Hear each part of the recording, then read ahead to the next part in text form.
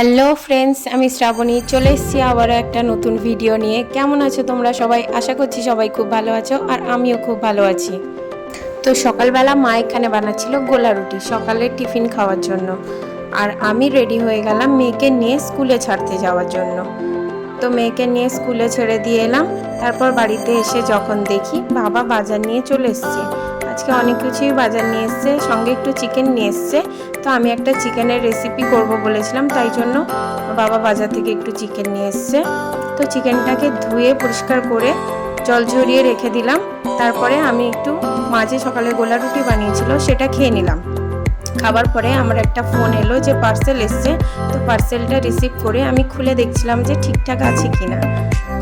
আমি এখানে অর্ডার দিয়েছিলাম একটা ট্রাইপড, যাতে ভিডিও করতে একটু সুবিধা হয়, কারণ সবসময় হাতে ফোন ধরে ভিডিও করাটা একটু চাপের হয়ে যাচ্ছে। খুলে দেখে নিলাম সব কিছু ঠিকঠাকই আছে। তারপর রান্নাঘরে চলে গেলাম রান্নাটা করার জন্য। তো এখানে আমি দেখাচ্ছিলাম কি কি লাগবে। মাকে বললাম তুমি একটু ক্যামেরাটা ধরে দাও, আমি সব জিনিসগুলো গুছিয়ে নিই।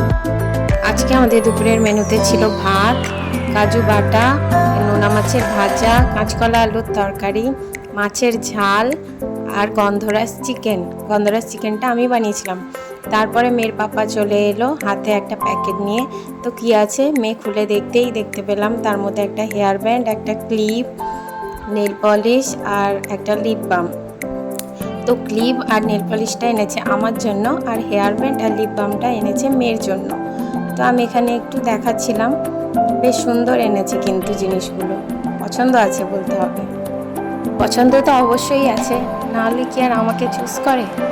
এটা বলেই আমি ওর সাথে একটু মজা করে নিলাম। তো সন্ধে হতেই আমি গেলাম একটু আমার ছোটো ঠাম্মার বাড়িতে। ওখানে যখন গিয়ে দেখি ছোটো ঠাম্মার বৌমা কার্তিক ঠাকুরকে পুজো দিচ্ছে। এই যে শান বাংলাও ছোটো ঠাম্মার বাড়িতে এসে হাজির হয়ে গেছে। তো একে আমি শান বাংলা বলেই ডাকি, এর নাম হচ্ছে শান। তো সে একটু হাই হ্যালো করে দিল আমার সঙ্গে। ওকে নিয়ে একটু কোলে নিয়ে কথা বললাম যে আমি তোর কে হই বল। ও বলছে কেউ হই না, অ্যাকচুয়ালি আমি ওর কাকিমা হই সম্পর্কে। তো সে বলছে তুমি আমার কেউ হও না, তুমি আমার কেউ হও না। তো ওর সঙ্গে একটু মজা করে নিলাম। তারপরে একটু রাস্তার দিকে বেরোলাম, দেখলাম আমার এক মাসির মেয়ে, বোন হয় সম্পর্কে, তার মেয়ে আমাকে ডাকছে মিমি একটু দোকানে নিয়ে চলো। তো ওকে একটু দোকানে নিয়ে কিছু জিনিস কিনে দিলাম। তো আজকের ভিডিওটা এই পর্যন্ত বন্ধুরা। ভালো লাগলে লাইক, কমেন্ট, শেয়ার, সাবস্ক্রাইব করতে ভুলো না। দেখাবে নেক্সট ভিডিওতে। টাটা।